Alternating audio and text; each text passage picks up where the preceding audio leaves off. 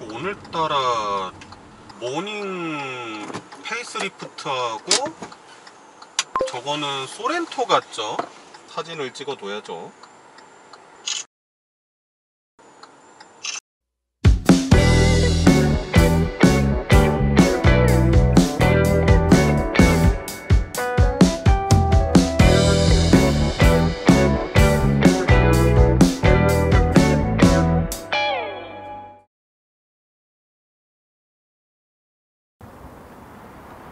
안녕하십니까, 위키트리 권혁재 PD입니다.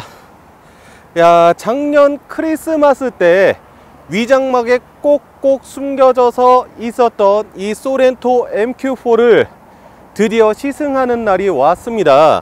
소렌토 하면은 우리나라 자동차 판매량 중에 10손가락 안에 꼭 손꼽히는 차량 중에 한 대죠. 아이가 특히 2명 이상이 되면은 별로 선택지가 없다고 해요. 아이를 위한 짐도 실어야 되고요, 뭐 이것저것 생각하다 보면은 결국에 선택지가 중형급 이상의 SUV 혹은 카니발, 그 정도밖에 없다고 합니다. 가장들이 많이 선택하는 차량 중에 한 대예요. 카니발, 산타페와 더불어서 말이죠, 가장들의 가장 현실적인 드림카 중에 한 대라는 얘기가 되겠죠. 실제로 사전 판매율이 상당히 높았습니다. 1만 대 이상이 순식간에 팔려 나갔는데, 안타깝게도 하이브리드 모델의 연비 미충족 그 이슈 때문에 묻히기는 했는데요. 어쨌든 제가 오늘 시승하는 이 차량은 하이브리드 모델이 아니라 2.2 디젤 모델의 6인승 모델입니다. 오늘 제가 이 차량을 타보면서 이 차량 과연 아직도 가장들한테 여유로운 차량일지, 가장들의 드림카로서 다시 거듭날 수 있는지 한번 꼼꼼하게 살펴보도록 하겠습니다. 헤드라이트와 그릴이 전반적으로 쭉 연결되어 보이죠. 이 아래에 있는 등은 평소 주행할 때는 주간주행 등의 역할을 하고요, 방향지시 등을 점등하면은 방향지시 등이 들어옵니다. 전반적으로 이 라인이 끝까지 쭉 이어지는 듯한 그런 느낌을 보이죠. 그래서 이 가로 라인이 상당히 길어 보이게 됩니다. 이쪽에서 시작하는 이 범퍼, 거의 끝쪽에서 시작하는 캐릭터 라인이 쭉 이어져서 이 아래쪽까지 오고, 이쪽 라인도 가로 끝부터 시작해서 끝까지 이어집니다. 그러니까 전반적으로 이 구성 안에 가로줄을 쭉쭉 덧대면서 차량 자체가 와이드하고 넓어 보이게 디자인한 것을 보실 수가 있습니다. 근데 그냥 그렇게 와이드하게만 해 보이면은 조금 밋밋해 보일 수 있잖아요. 그래서 이런 곳들의 굴곡들을 줘 가면서 상당히 볼륨감들을 내세운 편이에요. 이쪽도 한번 들어갔다가 나오고, 다시 한번 들어갔다가 다시 한번 나오죠. 들어갔다가 다시 나오고, 이런 디자인은 자칫 잘못하면 조금 조잡해 보일 수도 있는데 기아 자동차에서 상당히 디자인 자체를 말끔하게 처리를 했습니다. 그래서 크게 어색한 부분 없이 와이드하면서도 웅장해 보이는 전면부 모습을 탄생을 시켰고요. 안개등 같은 경우에는 LED인데 이 벌집 모양 그릴 안쪽에 이렇게 들어가 있습니다.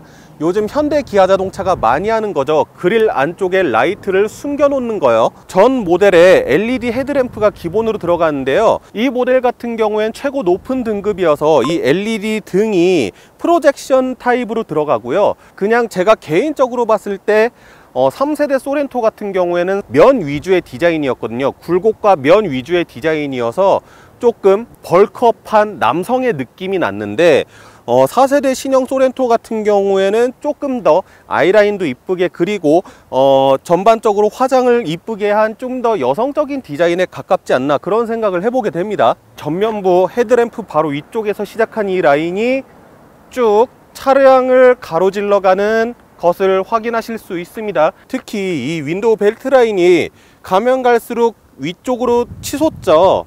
근데 라인은 이렇게 일직선으로 쭉 향하다 보니까 상대적으로 이 라인 자체가 조금씩 떨어지는 듯한 그런 느낌을 보실 수가 있는데요, 그로 인해서 전반적으로 좀 중후한 느낌, 좀 차체가 커 보이는 듯한 느낌, 그런 느낌을 주려고 하는 것 같습니다. 딱 눈에 보이는 라인은 한 이 정도가 있고, 이 문 아래쪽에 한번 이렇게 볼륨을 준 것을 확인하실 수가 있습니다. 근데 전반적으로 이 라인 하나만 가지고 이 크 자체를 좀 채우려고 하다 보니까 차가 밋밋해 보이거나 그럴 수 있었던 것 같아요. 그래가지고 몇 가지 기교를 조금 부렸죠.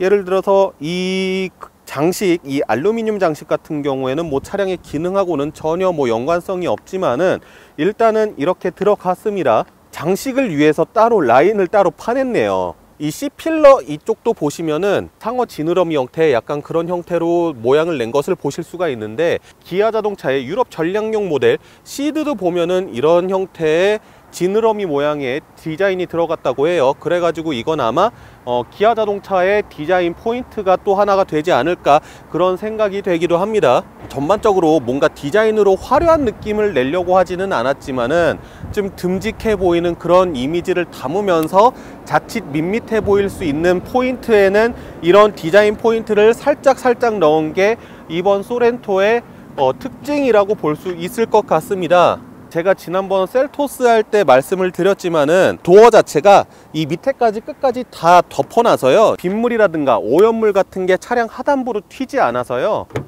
차량에 탑승할 때 뭐 바짓단이 젖거나 그런 염려는 안 하셔도 될 것 같습니다. 이 소렌토에서 가장 공을 들인 부분은 바로 이 리어 디자인이 아닐까 싶은데요. DB80도 리어 글라스 밑에서 이렇게 한번 꺾이는 디자인을 확인할 수 있는데요. 이 차량도 마찬가지로 한번 이렇게 라인을 굵게 꺾고, 그 다음에 이 리어 램프 쪽에서 연결되는 라인 쪽에서 한번 또 꺾죠. 그리고 이 밑에서 번호판이 있는 쪽으로 쭉 내려오는 라인, 그리고 이 헤드램프 밑에서 시작돼서 이렇게 또 시작되는 라인, 이 라인들이 상당히 많거든요. 근데 라인이 많으면 많을수록 사실 차량은 좀 조잡스러워질 수도 있거든요. 10년도 더 된 일이지만 옛날에 카이런을 생각해 보시면은 이해가 되실 거예요. 라인이 많으면 많을수록 그거를 잘못 집어넣게 되면은 상당히 조잡해 보이는 느낌이 날 수 있는데, 이 차량은 라인을 상당히 많이 넣었음에도 불구하고 그렇게 조잡스럽다라는 느낌은 안 듭니다. 자, 리어 램프 같은 경우에는 세로로 이렇게 두 줄을 놨는데요. 이게 브레이크 등이고요, 이게 방향지 시등입니다. 색깔이 빨개요. 빨간데 키면은 주황색 등이 들어와요. 신기해요, 되게. 이렇게 주황색 등이 들어오잖아요. 위에서 봤을 때 이 램프류에 후진등이 없잖아요. 후진등은 요 아래에 있습니다. GB80도 보면은 요즘에 후진등을 상당히 작게 만들고 차량 아래쪽에다가 이렇게 거의 숨겨놓듯이 디자인한 경우가 많아요. 개인적으로는 보행자라든가 아니면은 다른 운전자가 이 후진등을 못 봤을 그런 위험성도 좀 있을 것 같은데, 과연 이게 안전 쪽에는 괜찮은지는 모르겠어요. 근데 어쨌든 디자인적인 포인트를 위해서 조금 후진등은 이 아래쪽에다가 배치를 한 것 같습니다. 그리고 뒤에 보시면은 뭐가 없죠. 보통 있어야 되는 게 뭐가 하나 없습니다. 리어 와이퍼가 없죠. 리어 와이퍼가 이 리어 디플렉터 밑에 숨겨져 있습니다. 그래가지고 와이퍼를 작동시키면은 이 밑에, 이 위에서 나와요. 전반적으로 소렌토를 봤을 때 이 뒷모습이 제일 이뻐요. 상당히 짜임새가 좋습니다. 자, 인테리어를 한번 보도록 하죠. 소재부터 한번 보겠습니다. 인테리어는 아무래도 차량 가격이 있다 보니까 가죽이라든가 우레탄이라든가 조금 폭신폭신한 소재를 많이 썼습니다. 이런 것들 만져보면은 다 폭신폭신한 우레탄 소재로 돼 있는 것들을 확인하실 수가 있고요. 이쪽은 그래도 조금 푹신푹신한 소재를 썼는데 이쪽은 좀 단단한 소재를 썼네요. 가죽 소재, 그 다음에 블랙 하이 그로시, 약간 알루미늄 느낌 나게 가공한 플라스틱 소재, 그 다음에 이 상당히 그 나무 느낌 나면서도 뭔가 사이버틱, 사이버펑크 그런 느낌의 이런 소재가 들어갔는데요. 다 이렇게 음각을 하나씩 파가지고 자칫하면은 지루해 보이고 심심해 보일 수 있는 디자인 포인트를 좀 살렸다고 볼 수 있습니다. 도어 트림도 위쪽 보면은 우레탄, 푹신푹신한 우레탄 재질을 이용을 했고요. 그 아래쪽으로는 이 가죽 소재를 둘렀습니다. 스위치 아래쪽 부분만, 그러니까 손이 많이 안 가는 부분 쪽만 단단한 플라스틱으로 마무리를 했고요. 이 계기판은 K5에서 봤었던 그 디자인하고 거의 동일한 것이 들어갔습니다. 블랙 하이그로시로 마감되어 있고, 계기판도 보면은 K5와 동일한 것이 들어가 있습니다. 공조기 같은 경우가 이렇게 그다음에 이 아래 보면 또 작은 송풍구가 있어요. 어떤 차량들은 타보면은 희한하게 무릎 쪽이 조금 시린 차량들이 있거든요. 날씨가 추우면 무릎 쪽을 좀 따뜻하게 그렇게도 조절할 수 있는 방법은 매우 좋은 것 같습니다. 공조기 쪽의 버튼류들이 역시 K5 때도 말씀드렸지만은 터치 방식으로 되어 있거든요. K5 같은 경우에는 공조기가 조금 아래쪽에 위치해 있어서 주행 중에 공조기를 보려고 하면 시선이 좀 밑으로 많이 떨어졌거든요. 근데 공조기가 한층 위로 올라오다 보니까 그만큼 시선 분산은 조금 덜 되는 느낌은 있습니다. 이렇게 운전하면서 이 센터 암레스트 쪽에다가 팔꿈치를 기대고 딱 손이 닿는 위치에 통풍 시트와 시트 히팅을 조절할 수 있는 이런 버튼이 있습니다. 상당히 직관적인 위치에 있는 것 같고요. K5에 들어갔던 다이얼식 기어 노브가 들어갔습니다. 이 아래쪽으로는 드라이브 모드와 그 다음에 터레인 모델을 조절할 수 있는 다이얼이 있고요. 전자식 파킹 브레이크, 오토 홀드, 스티어링 휠 열선, 이런 류들의 버튼들이 들어가 있습니다. 전반적인 인테리어 레이아웃 구성상에서 손이 안 가는 버튼이라든가 조작이 어려운 부분은 없고, 상당히 조작하기에는 괜찮게 디자인들이 되어 있습니다. 나쁘지 않습니다. 차체 크기에 비해서 스티어링 휠 자체는 그렇게 큰 편은 아닙니다. 림의 두께가 그렇게 두꺼운 편은 아닌데 가죽으로 잘 둘러놔서 약간 푹신푹신한 느낌도 들고요. 그립감이나 3시, 9시로 핸들을 이렇게 잡았을 때 느낌은 그렇게 나쁘지 않습니다. 잘 만들어졌고요. 패들 시프트도 손에 너무 잘 닿는 위치에 있고, 그 외 레버들도 다 위치 잘 잡혀져 있습니다. 스티어링 휠에 있는 버튼류들도 조작하는데 그렇게 크게 불편함 없고요. 지금 이 차량은 실내 인테리어가 어두워서 이쪽 아래쪽이 잘 안 보이실 텐데, 이렇게 H 모양으로 돼 있고, 여 위에 공조기가 있고, 여기가 수납 공간이 있는데, 수납 공간하고 이 사이에 좀 비어 있잖아요. 여기에 수납 공간이 뭐가 하나 있지 않을까 생각하실 수도 있는데, 수납 공간은 따로 없고 그냥 플라스틱으로 이렇게 마무리가 되어 있습니다. 핸드폰 무선 충전기는 셀토스에서 이렇게 2개 단으로 나뉘어져 있었잖아요. 그래서 이쪽으로 핸드폰 무선 충전기가 들어갔으면은 아마 공간 활용적으로 조금 더 좋지 않았을까, 그런 생각은 있습니다만, 이 안에 어떻게 구성이 되어 있는지 모르니까요. 다른 기계적으로 뭔가 더 들어가기 어려웠을 수도 있고, 그러니까 있었으면 좋았을 텐데 아마 못 넣었을 수도 있겠다, 그런 생각이 듭니다. 자, 상당히 큰 입구가 있어요. 이거를 딱 누르면은 열리는데, 이 안에 핸드폰 무선 충전할 수 있는 공간이 있습니다. 그 외에 수납 공간들이 있고요. 12V 아울렛이 앞좌석에 없습니다. 아무래도 요즘에는 대다수 충전 기능을 USB를 활용해서 충전을 하다 보니까 12V 아울렛을 굳이 넣을 필요가 없겠다라고 생각을 했는 것 같아요. 이런 지갑 같은 것을 둔다거나 했을 때도 크게 전혀 부족함 없는 공간입니다. 다만 이 아래쪽은 전부 다 블랙 하이그로시로 되어 있거든요. 그래서 이 문을 닫을 때 이쪽을 터치를 한다든가 이쪽을 터치했을 때 지문이 상당히 많이 남아요. 반짝반짝거리는 유광 소재잖아요. 이런 것들에 민감하신 분들, 저도 약간 이 블랙 하이그로시에 지문 묻는 거를 거의 못 보는 스타일인데, 그런 분들한테는 조금 취약한 그런 느낌일 수도 있습니다. 기어 노브 옆으로는 이렇게 날개가 있어서 음료를 집어줄 수 있는 그런 컵홀더 공간이 있습니다. 맥도날드에서 산 라지 컵인데요, 너무 자연스럽게 잘 들어가죠. 센터 콘솔이 제가 여태까지 탔던 시승차 중에서 아마 제일 크지 않을까 싶을 정도로 큰데요. 스마트폰 짐벌인데요, 오스모 모바일 3. 이 박스가 제법 크죠. 제 얼굴하고 비교했을 때도. 이게 그냥 세워서 들어갑니다. 그냥 서서 들어가요. 위에 전등류는 터치식이고요. 기아차는 아예 이거를 좀 많이 공유를 하네요, 부품을. 전반적으로 K5와 상당히 많은 부품들이 공유가 되어 있다. K5랑 약간 비슷한 느낌이기도 해요. 특히 이런 계단식 인테리어 같은 경우에는 요즘 기아차가 상당히 밀고 있는 인테리어 디자인 기조 중에 하나입니다. 그러면 한번 뒷좌석으로 넘어가 볼까요? 자, 지금 제가 운전석에 앉았었던 포지션 그대로 뒷좌석에 왔습니다. 시승 차량은 6인승 차량이고요. 소렌토는 총 3가지의 시트 베리에이션이 준비되어 있습니다. 가장 기본형이 5인승이고요. 5인승 경우에는 2+3 구성입니다. 뒤에 트렁크에 보조 시트가 없죠. 그 다음이 7인승인데요. 7인승은 2+3+2의 구성입니다. 우리가 일반적으로 생각하던 과거의 소렌토나 산타페가 갖고 있는 실내 구성이죠. 제가 지금 타고 있는 6인승 차량이 2+2+2의 구성입니다. 2열 시트가 독립식 분할 시트로 구성이 되어 있는 거죠. 이게 옵션가가 한 80만원 정도 합니다. 왜 비싼가?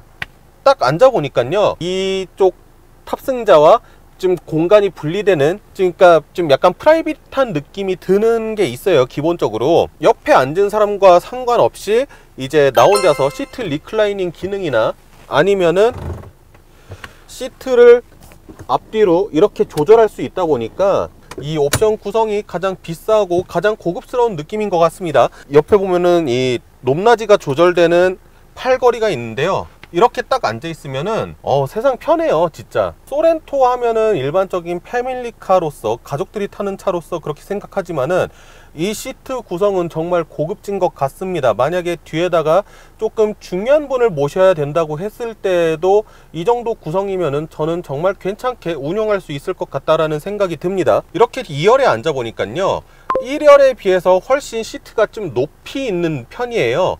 그래서 시야라든가 이런 것들이 정말 시원시원하고 좋고요.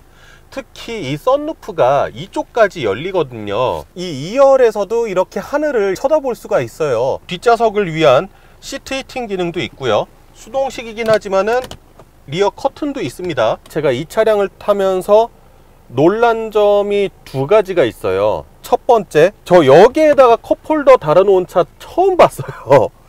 아무래도 독립 시트 구성이다 보니까 리어 암레스트가 없다 보니까 이 컵홀더를 놓을 위치가 없어서 고육지책으로 생각해낸 자리가 여기인 것 같은데, 위치 자체는 그렇게 나쁘지 않습니다.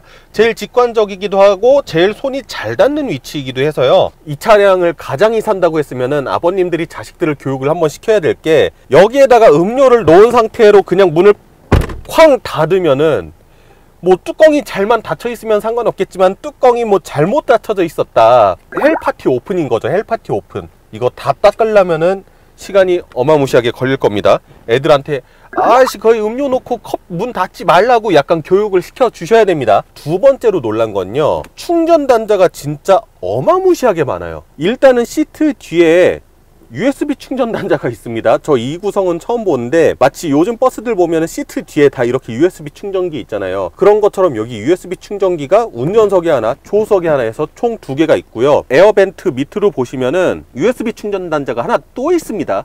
그 옆에 220V짜리 충전 단자가 또 하나 있고요. 그 옆에 12V 아울렛이 있습니다. USB고 뭐고 다 떠나서 2열에 충전 단자만 5개가 있어요. 1열하고 2열하고 합해서 충전 단자만 총 8개가 있습니다. 3열에 가면 또 양옆으로 USB 충전 단자가 하나씩 있습니다. 이 차에 충전 단자만 10개가 있어요. 아마 이 차량 상품 개발을 하신 분이 혼자서 핸드폰, 태블릿 PC, 노트북 다 갖고 다니시나 봐요. 상당히 투머치인 것 같긴 하지만 어쨌든 많으면 많을수록 좋긴 좋은 거니까요. 적어도 이 차에 타서 충전 단자 때문에 가족들끼리 싸움 벌어질 일은 절대 없겠구나 라는 생각이 들었습니다. 그래서 2열은 거주성이나 뭐 헤드룸도 넉넉하고 레그룸도 넉넉하고 모든 게 다 넉넉하죠. 편의 장비 이런 것들 부족한 게 진짜 하나도 없어요. 뭐 통풍 시트는 빠져 있지만은, 통풍 시트는 뭐 2급에서까지 좀 넣어달라고 하면 좀 욕심이겠죠. 이 위급 모델인 모하비에 달리는 거니까요. 심지어 추가 옵션 구성인 튜온 제품을 보면은 이 2열을 위한 멀티미디어 시스템도 옵션 적용을 할 수가 있거든요. 그러니까 그런 것까지 다 포함해서 이 차량에다가 장착을 하면은 뭐 거의 고급 세단 부럽지 않은 옵션 구성, 그렇게 이 차량을 운용할 수가 있다라는 거죠. 2열에 딱 처음에 앉아본 뒤로 제가 진짜 이 차는 2열에 타고 싶다라는 생각이 들 정도로 2열의 거주 공간 정말 빼어납니다. 그러면은 마지막으로 3열 한번 보실까요? 3열은 보시다시피 조금 공간이 옹졸하긴 합니다. 특히 성인 남성이 타기는요, 헤드레스트를 좀 올려도 트렁크 경첩 때문에 이쪽 부분이 조금 이렇게 불룩 튀어나와 있어요. 헤드레스트에 머리가 닿지는 않습니다. 만약에 앉은 키가 조금 더 작은 학생이라든가 그런 경우에는 닿을 수는 있을 것 같은데, 성인은 헤드레스트에 머리가 닿는 게 아니라 이 경첩에 먼저 머리가 닿습니다. 지금 2열 시트를 최대한 뒤로, 그러니까 2열 탑승자가 편한 위치로 맞춰 놓은 건데요, 만약에 2열에 앉은 사람이 조금 인내심이 좋고 참 착한 친구라면은 이 시트를 조금 더 앞으로 당겨 주겠죠. 한 이 정도만 당겨줘도 양반다리하고 어딘가를 갈 정도는 됩니다. 공간은 일단은 이 차량은 4륜구동이기 때문에 축으로 또 동력을 보내줘야 되잖아요. 그렇기 때문에 공간이 기본적으로 이 2열보다는 조금 더 높습니다, 바닥이. 그래서 이렇게 양반다리하고 이렇게 가면은 그나마 좀 갈 정도의 거리인데, 성인을 태우기는 좀 그럴 것 같고요. 아무래도 학생들, 어린이들 태울 수 있는 공간으로서는 적당한 것 같습니다. 그럼에도 불구하고 있어야 될 건 다 있어요. 이쪽 보면은 에어벤트 또 3열을 위해서 따로 마련되어 있고요. 컵홀더가 이쪽에 또 있습니다. 컵홀더도 있고, 그 다음에 뭐 핸드폰 같은 거를 수납할 수 있는 공간도 있고요. 이 뒤쪽에서 온도를 조절할 수 있는 레버도 있기 때문에 USB 충전기 아까 전에 말씀드린 거 있고요. 뭐 있어야 될 건 다 있습니다. 공간은 헤드룸이나 발 쪽 공간이 조금 부족하다라는 거, 뭐 그 정도 말씀드릴 수 있을 것 같네요. 그 다음에 이쪽에 있는 이 시트 위쪽에 있는 버튼 한 번만 누르면은 시트가 이렇게 앞쪽으로 가요. 쿠페형 모델들 보면은 조수석 위에 저런 버튼이 있어서 바로 앞으로 쫙 밀려 나가잖아요. 소렌토도 마찬가지로 이렇게 원터치 한 번으로 시트를 앞으로 쭉 밀고 3열에 사람이 탑승할 수 있게 이렇게 구성을 해 놨습니다. 자, 마지막으로 SUV니까 수납 공간이 충분히 넉넉해야 되겠죠. 트렁크 공간에 대해서 한번 말씀을 드리도록 하겠습니다. 일반적인 트렁크 버튼들이 다들 보통 이 위에 있잖아요, 번호판 위에. 근데 특이하게 소렌토는 이 소렌토 레터링 이 아래쪽에 버튼이 있습니다.